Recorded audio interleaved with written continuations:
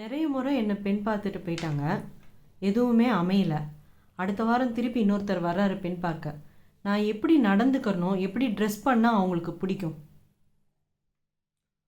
Okay. இப்போ முதல்ல நீங்கள் யாரும் உருவம் எப்படி இருக்கும் அப்படிங்கிறது எனக்கு தெரியாது. ஒருவேளை நீங்கள் நேரில் வந்து போயிருக்கீங்களா, அல்லது இந்த மாதிரி யூடியூப்பை மட்டுமே பார்த்து பேசுகிறீங்களா, இந்த விஷயம் எனக்கு அவ்வளோவா தெரியல. உங்களை பற்றி எனக்கு தெரியல.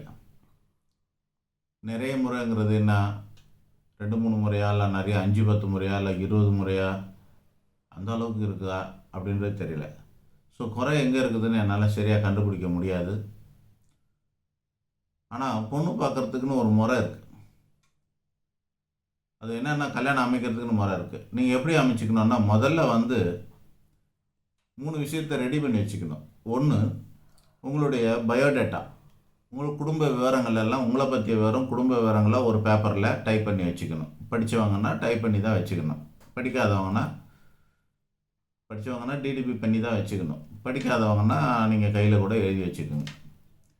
ஃபோட்டோ இருக்கணும். 2 விதமான ஃபோட்டோ.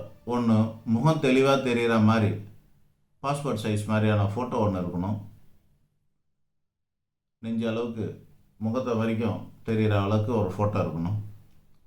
3வது, ஸ்ட்ரக்சர் ஃபுல்லாக தெரிகிற அளவுக்கு ஃபுல் சைஸ் ஃபோட்டோ ஒன்று இருக்கணும். இந்த 3 ஃபோட்டோ. இது இல்லாமல் ஜாதகம் இருக்கணும். ஆக இது 4 ரெடி பண்ணி வச்சுக்கணும். அந்த காலத்துலலாம் 4 கையில் வச்சுக்கிட்டு பல ஜெராக்ஸ் எடுத்து வச்சுக்கிட்டு இதை வந்து கை மாற்றிப்பாங்க, பரிவர்த்தனை பண்ணிப்பாங்க. ஜாதக பரிவர்த்தனைன்னு பேர். ஆனால் இன்றைக்கி அப்படி பண்ண வேண்டிய அவசியம் இல்லை. அதை எடுத்துகிட்டு நீங்கள் வந்து பிடிஎஃபாவோ அல்லது கரெக்டாக ஃபோட்டோ எடுத்து வெளிச்சமாக வச்சு ஃபோட்டோ எடுத்துகிட்டு அதை க்ராப் பண்ணி நீங்கள் கேலரியில் வச்சுக்கலாம். நீங்கள் கேட்குறவங்களுக்கு வாட்ஸ்அப்பில் பண்ணலாம். இது கண்டிப்பாக இருக்கணும். அப்புறம் இதை வச்சுட்டு பார்க்குறவங்க வரணும் அல்லது வதுவோ, வதுனா பெண், வரன்னா ஆண், வரணும் அல்லது வதுவோ, எது பார்த்தாலும் ஒருத்தருக்கு ஒருத்தர் ஃபோட்டோவில் குறைஞ்சபட்சம் வசியம் ஏற்படணும், பிடிக்கணும்.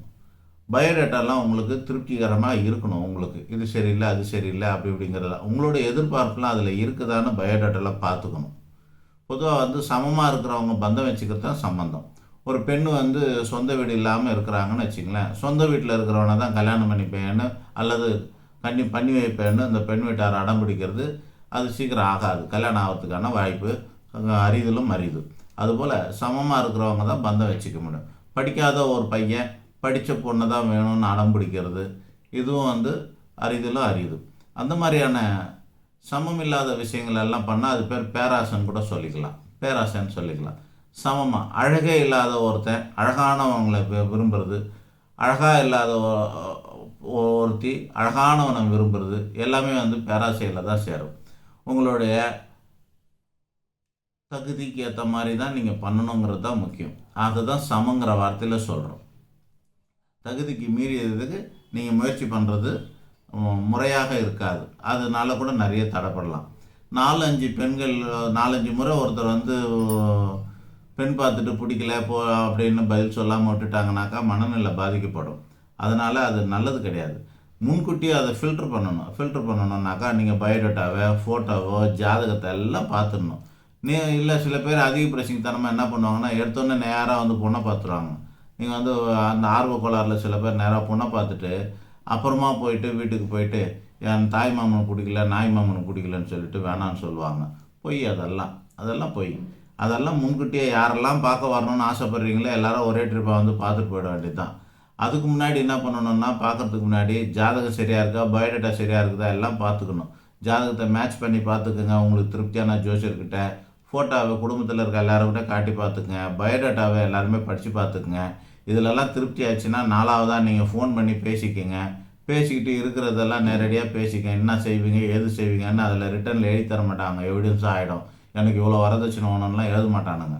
அதனால் நீங்கள் என்ன செய்வீங்க, எவ்வளோ எதிர்பார்க்குறீங்க அப்படிங்கிற விஷயத்தெல்லாம் நீங்கள் ஃபோனில் பேசிக்கங்க. பேசினதுக்கப்புறமா கடைசி 5வது விஷயமாக தான் நீங்கள் வந்து நேரில் போய் பொண்ணை பார்க்கணும் அப்படிங்கிறது முறையாக இருக்கும். அந்த பொண்ணை பார்க்குறது கூட இப்போ வீட்டிலலாம் கொண்டு வந்து பார்க்கணுன்னு அவசியம் இல்லை. வெளியே கூட எங்கேயாவது கோவில்லையோ ஹோட்டலில் வச்சு கூட செலவு பண்ண வேண்டிய அவசியம் கிடையாது. கோவிலுக்குள்ளே வச்சு நான் இந்த கோயிலுக்காரன் நீங்கள் அங்கே வாங்கன்னு சொல்லிட்டு அங்கே உட்காந்து பேசிவிட்டு அப்படியே நீங்கள் வந்துடலாம். கேஷுவலாக அதை அப்படியே பேசி முடிச்சுக்கிறது நல்லதாக இருக்கும். இதுதான் சிறப்பு. இப்போது இதெல்லாம் தாண்டிட்டு தான் நீங்கள் வந்து எப்படி இருக்கணும்னு கேட்குறீங்களா என்னன்னு தெரியல. அதனால் இந்த அடிப்படைகளெல்லாம் நீங்கள் சரியாக செஞ்சிட்டிங்கன்னா அப்புறம் பொண்ணு பார்க்குறதுக்கு அப்படின்னும்போது உங்களுடைய கலருக்கு ஏற்ற மாதிரி எடைக்கு ஏற்ற மாதிரி துணியை வந்து நீங்கள் செலக்ட் பண்ணணும். கலர் அப்படின்னா உங்களுடைய நிறம்.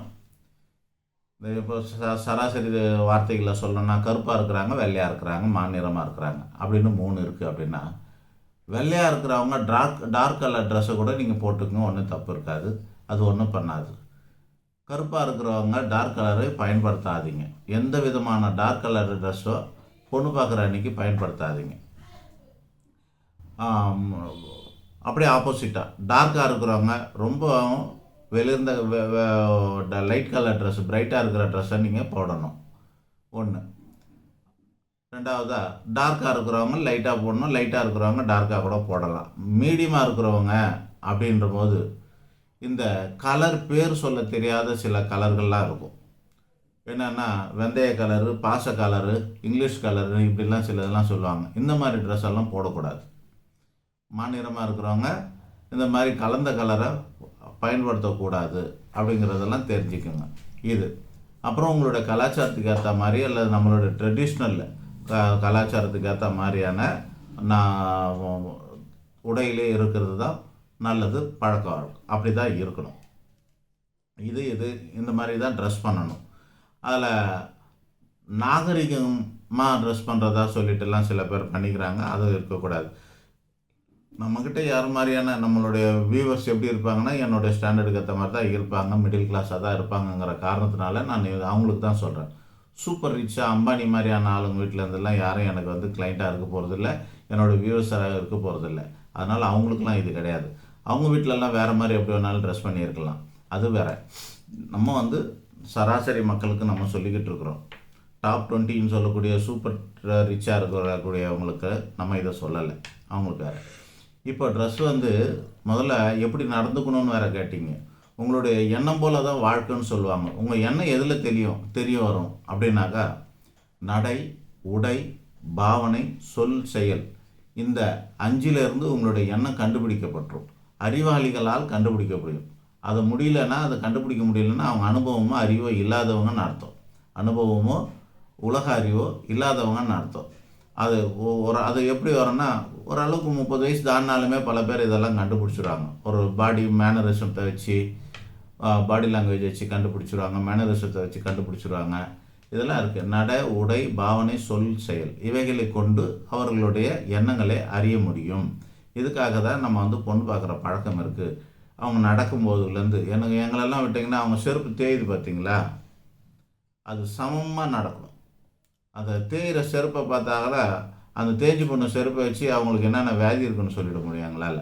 அவங்க எடையை சொல்ல முடியும், அவங்களோட சுபாவத்தை சொல்லிட முடியும். அது ஒரு சில பேருக்கு உள்பக்கமாக சாஞ்ச மாதிரி தெரியும், சில பேருக்கு வெளி பக்கமாக சாஞ்ச மாதிரி தெரியும், சில பேருக்கு முன்னாடி தெரியும், சில பேருக்கு பின்னாடி தெரியும். அப்போ அவங்க எந்த பக்கம் எடை போட்டு நடக்கிறாங்கன்றது தெரிஞ்சு போது பாருங்கள். இதெல்லாம் அவங்களோட சுபாவக்கேடோட வெளிப்பாடு. சரியாக நடந்தாங்கன்னா சரியாக இருக்கும். அப்போ சத்தம் வர்றது எப்படி இருக்குன்றது, ரன்னிங் ரேஸில் போகிற மாதிரி, கிரிக்கெட்டில் போலிங் போடுற மாதிரி டப்பு டப்பு டப்பு டப்புன்னு நடக்கிறாங்களா, அல்லது போலீஸில் லெஃப்ட் ரைட் போகிற மார்ச் பாஸ் பண்ணுற மாதிரி பண்ணுறாங்களா, எப்படி நடக்கிறாங்கன்றதை வச்சு எல்லாம் பண்ணுவாங்க. இதெல்லாம் அதில் தெரிஞ்சு போயிடும். அதுக்கு தான் நான் அவங்க நடை உடையெல்லாம் பார்க்குறது. சில பேர் பாட்டு பாடலாம் அந்த காலத்தில் சொன்னாங்க, இந்த காலத்தில் அதெல்லாம் சொல்ல போகிறது கிடையாது. இவ்வளோ தான். ஆக உங்களோட நடை உடை பாவனை சொல்லு செயலில் இப்படி இருக்கணும். இப்போ வந்து குடும்பம் நடத்துறதுக்கு என்ன மாதிரியான ஆண், எந்த மாதிரியான பெண் வேணும் அப்படிங்கிறது ஒரு இலக்கணமே வகுத்து வச்சுருக்காங்க. அதுதான் எல்லாத்துக்கும் தனித்தனியாக இருக்குது. இப்போ வந்து ஒரு பெண்ணுன்னு வச்சுங்களேன், ஒரு உறவுக்கும் ஒரு கடமை இருக்கும். அண்ணன்னா யார், அம்மானா யார், அக்கானா யார், தங்கச்சின்னா யார், தம்பினா யார், தாய்மாமனா என்ன, அப்பானா யாருன்னு எல்லாருக்கும் தனித்தனி பொறுப்புகள் இருக்குது. அவங்கவுங்க இந்தந்த கடமைக்காகவே அவங்கெல்லாம் வாழணும், இவங்க இதெல்லாம் செய்யணும், இதெல்லாம் பண்ணணும்னு இருக்குது. அதே போல் கணவனுக்கு ஒரு பொறுப்பு இருக்கும், மனைவிக்கு ஒரு பொறுப்பு இருக்கும் இல்லையா. இதெல்லாம் இருக்குது. இது இல்லாமல் எக்ஸ்ட்ரா ஒரு வாழ்க்கை துணைங்கிறது யாருன்னா அத்தனை பொறுப்புக்கும் சேர்ந்த மாதிரியான ஒரு ஆளாக இருக்கணும். அதுதான் வாழ்க்கை துணை. ஒரு அக்கா, ஒரு அண்ணன், ஒரு தங்கச்சி, ஒரு தம்பி, ஒரு அம்மா அப்பா, அது ஒரு நண்பன், இவங்களெல்லாம் சேர்ந்த மாதிரி ஒரு மனைவி அமையணும். அதே போல் ஒரு கணவனும் அதே மாதிரி தான். இன்னொரு அப்பாவாக இருக்கணும், இன்னொரு அண்ணனாக இருக்கணும், இன்னொரு தம்பியாக இருக்கணும், இன்னொரு ஃப்ரெண்டாக இருக்கணும். இதெல்லாம் சேர்ந்த மாதிரி இருக்கணும். ஆக ஆல் இன் ஒன்னாக இருக்கணும். ஒரு கணவன் இத்தனை உறவுகளுடைய தாக்கத்தை ஏற்படுத்துகிறவராக இருக்கணும். ஒரு மனைவி அதே போல் இருக்கணும். அந்த மாதிரி இருக்கிறது தான் சரியாக இருக்கும். அப்படி இல்லாட்டி எதிர்பார்ப்புங்கிறது ஒரு ஆணுக்கு, இப்போ ஒரு உதாரணத்துக்கு ஒரு ஆண் சொல்கிறேன், ஒரு ஆண் ஒரு சினிமா நடிகை மாதிரி அழகை எதிர்பார்க்குறாருன்னு சொல்கிறாங்க. ஆனால் சினிமா நடிகை மாதிரி சுபாவத்தை எடுத்துக்கிறவங்க உங்களால் கல்யாணம் பண்ணிக்க முடியுமான்னா கஷ்டம்தான். அதெல்லாம் சௌகரியப்படாது. ஒரு தொழிலுக்கும் ஒரு சுபாவம் இருக்கும். ஒரு மீடியா துறையில் இருக்கிறவங்க ஒரு சுபாவம் இருக்கும், வக்கீல் துறையில் இருக்கவங்க ஒரு சுபாவம் இருக்கும், டாக்டராக இருக்கிறவங்களுக்கு ஒரு சுபாவம் இருக்கும், டான்ஸ் ஆடுறவங்களுக்கு ஒரு சுபாவம் இருக்கும், கலை நிகழ்ச்சி நடத்துறவங்களுக்கு ஒரு சுபாவம் இருக்கும், சினிமாவில் நடிக்கிறவங்களுக்கு ஒரு சுபாவம் இருக்கும், அரசியலில் இருக்கிற லேடிஸ்க்கு ஒரு சுபாவம் இருக்கும். ஆக ஒவ்வொருத்தருக்கும் ஒரு மாதிரியான சுபாவம் இருக்கிறது நீங்கள் தெரிஞ்சுக்கலாம். இந்தந்த சுபாவத்துக்குள்ளவங்க இப்படி தான் இருப்பாங்கன்றது அடிப்படையில் உண்மை. அபூர்வமாக தான் விதிவிலக்காக இருப்பாங்க. அதை நீங்கள் தெரிஞ்சுக்கலாம். ஆனால் நீங்கள் வெளியே பார்க்குற மாதிரிலாம் வீட்டில் இருக்கணும்னு நினைக்கக்கூடாது, நினைக்கிறதும் கிடையாது. ஒரு ஆணுக்கு எப்படி பிடிக்கும் பெண்ணு அப்படின்னாக்க எந்த மாதிரியான பெண்ணு ஆணுக்கு பிடிக்கும்னு உங்களுடைய கேள்வியாக இருந்தது. அதுக்கான பதில் இப்போ நம்ம சொல்ல போகிறோம். நிச்சயமாக ஒரு பெண் வெறும் அழகாக மட்டும் இருந்தால் விரும்ப மாட்டான். அழகான பெண்கள் சினிமாவுக்கு பழகிறதுக்கு இதுக்கெல்லாம் உபயோகமாகும். இல்லை ஒரு சொல்லாமனே தெரியல, ஒரு ஆபாச படத்தில் நடிக்கிறவங்களாம் இருந்தாங்கன்னா அந்த மாதிரியான ஒரு பெண்ணை மனைவியை ஏற்றுக்கிறதுக்கு எந்த ஆணாச்சு தயாராக இருப்பானா? இருக்க மாட்டான். அது வேற, இது வேற, வாழ்க்கை வேற, நம்ம பார்க்குற படம் வேற. ஆக சினிமாவில் இருக்கிற மாதிரியோ நம்ம எதிர்பார்க்க முடியாது. ட்ரெஸ்ஸும் அப்படி தான். எந்த மாதிரி இடத்துல எந்த மாதிரி ட்ரெஸ்ஸுன்னு வெளியே யாராவது பண்ணுறாங்களா, இவ்வளோ அட்ராக்ட் பண்ணுற கூட ட்ரெஸ்ஸா, ஆபாசமான ட்ரெஸ்ஸா, அழகான ட்ரெஸ்ஸா? இந்த ட்ரெஸ்ஸு ரொம்ப முக்கியம். கலாச்சாரம் மீறாமல், கவர்ச்சி மிகாமல், ஆபாசம் துளி கூட இல்லாமல் அழகாக இருக்கணும், கச்சிதமாக இருக்கணும். உங்களுக்கு கலர் சொன்ன மாதிரி சைஸு சொல்கிறப்போ, குண்டாக இருக்கிறவங்க ரொம்ப கச்சிதமாக ட்ரெஸ் போடணும். டைட்டாகவும் போடக்கூடாது, அந்த குண்டை மறைக்கிறதுக்கு லூஸாகவும் போடக்கூடாது. இதெல்லாம் இயற்கையாகவே உள்ள சைக்காலஜி. அவங்க ரொம்ப லூஸாகவே போடுவாங்க.